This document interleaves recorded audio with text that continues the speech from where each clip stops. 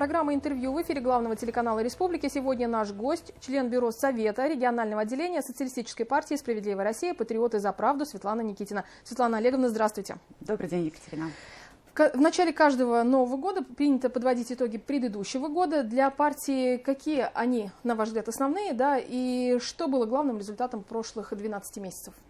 На самом деле 2021 год для партии был знаменательным. Начался он с того, что было принято решение об объединении трех партий. Это партия «Справедливая Россия», партия «Патриоты России» и партия «За правду». Соответственно, в январе было принято решение, подписан манифест, в феврале месяце прошел объединительный съезд.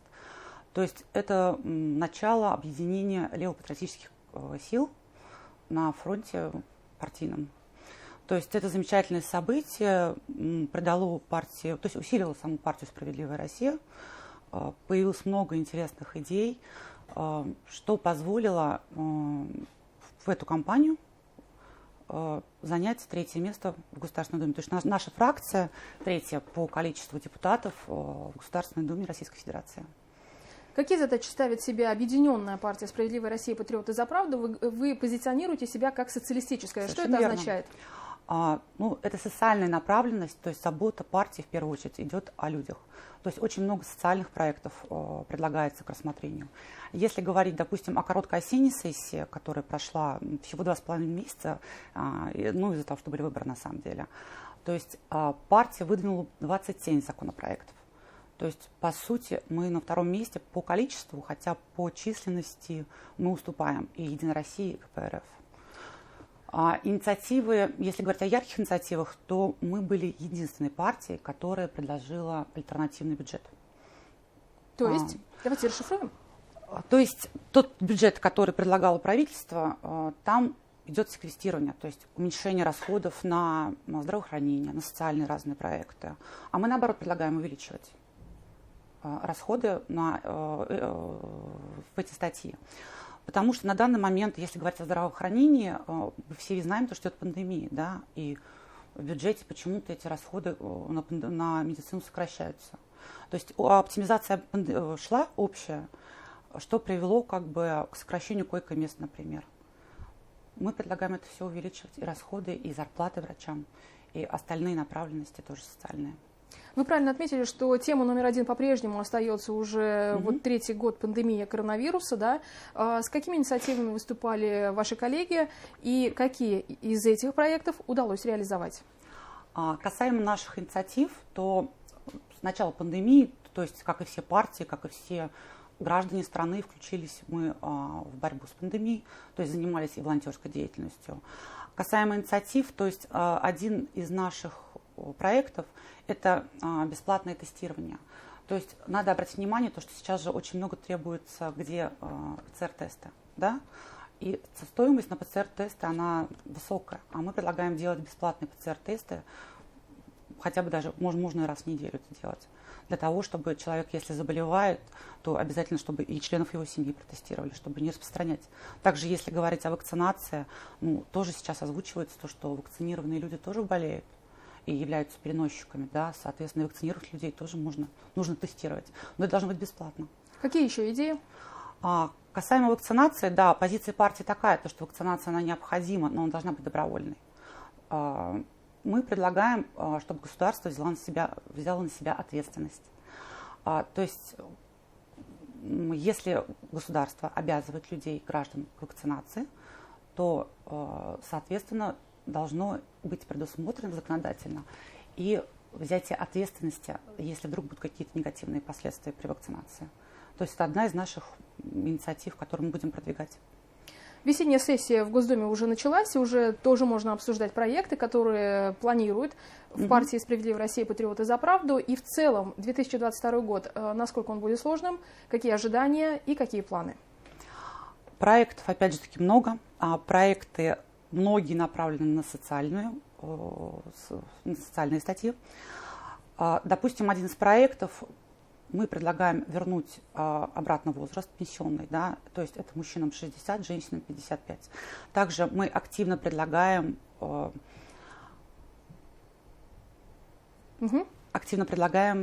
вернуть пенсионерам, работающим пенсионерам индексацию.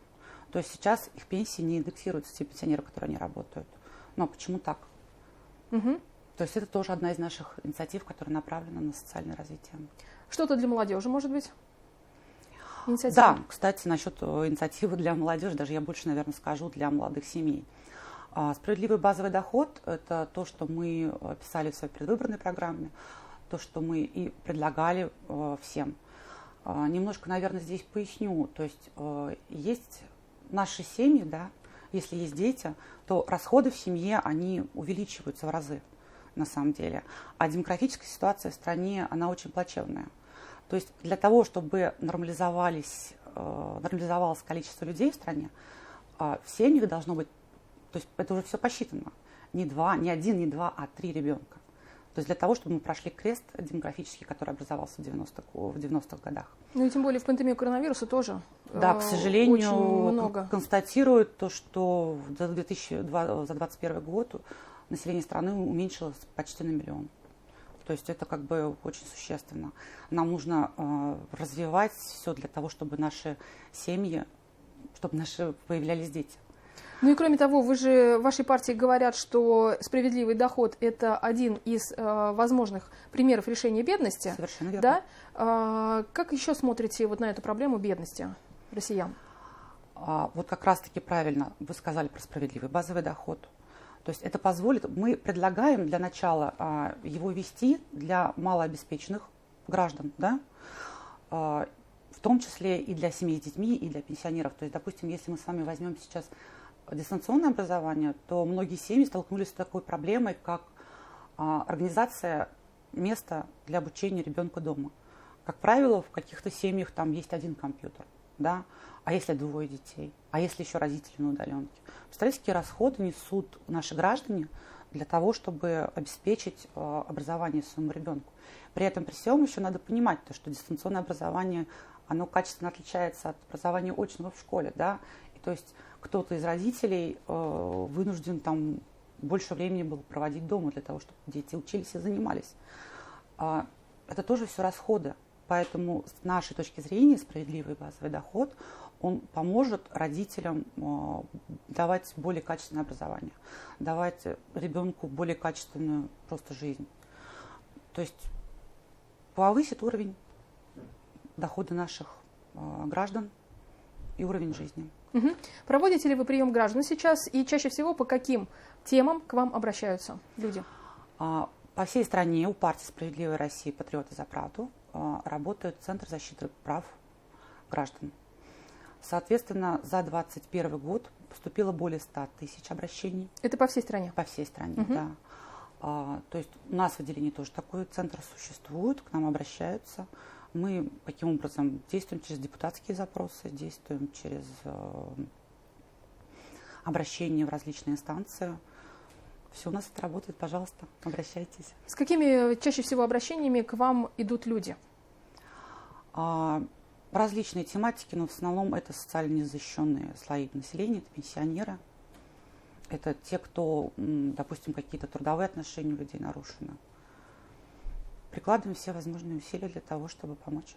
Угу. Ну, а те, кто не сможет к вам приехать, допустим, в Уфу, да, по всей республике, то возможно ли направить запрос электронным образом? Да, конечно. Как это сделать? Где вас найти? Расскажите, пожалуйста. У нас есть сайт нашего регионального отделения «Справедливая Россия.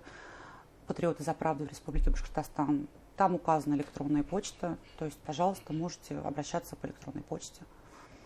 Хотела бы несколько слов добавить про наше региональное отделение. В 2021 году произошла смена руководства регионального отделения.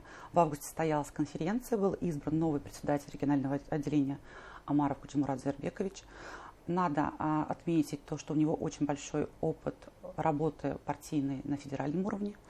То есть в связи с его назначением мы возлагаем новые надежды. У нас очень много планов по развитию непосредственно рекотделений в Башкортостане. Мы планируем организовать комитеты при региональном отделении для обсуждения местной повестки, да? Для того, чтобы мониторить те законопроекты, которые будут выноситься на обсуждение в Госсобрании Курултай, приглашать экспертов приглашать активных граждан, да, социальной активной позиции, для того, чтобы для обсуждений и для предложений, для внесения каких-то, может быть, корректировок в те законопроекты, которые будут вноситься на рассмотрение. Соответственно, хочу пригласить всех активных социальных граждан к нам для участия в этом нашем партийном проекте. Спасибо вам большое, Светлана Олеговна. Это была программа «Интервью» в эфире главного телеканала Республики. Мы обсуждали инициативы этого года и главные результаты прошлого года у Социалистической партии «Справедливая Россия. Патриоты за правду». Не переключайтесь, оставайтесь вместе с нами.